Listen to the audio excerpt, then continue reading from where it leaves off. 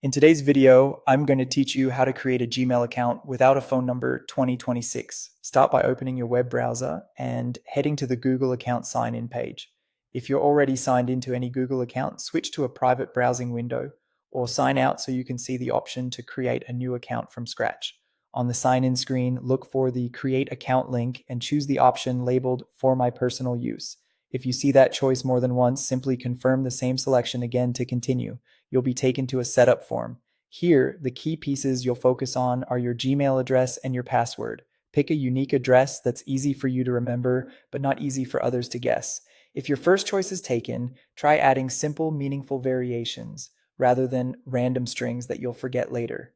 For the password, aim for a long, strong passphrase with a mix of letters, numbers, and symbols. Avoid reusing passwords from other sites and consider using a password manager to store it safely. As you move forward, Google may present a screen asking you to add a phone number. Look for the skip button and click it to proceed without providing one. Depending on your region and recent activity, you might occasionally see fewer skip options. If skip is available, that's the correct choice for creating your account without a number. Next, you may be prompted to add a recovery email. You can also skip this for now. Just keep in mind that skipping both phone and recovery email means account recovery options will be limited if you forget your password.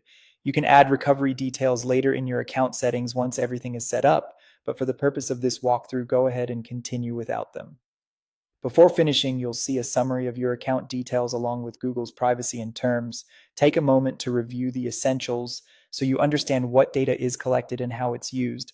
When you're ready, click I agree to accept the terms and complete the creation process. That's it. You've created a new Gmail account without a phone number. From here, you can head straight to your inbox and start sending and receiving messages. For better security and peace of mind, keep your password stored securely and consider adding recovery options later on your own terms.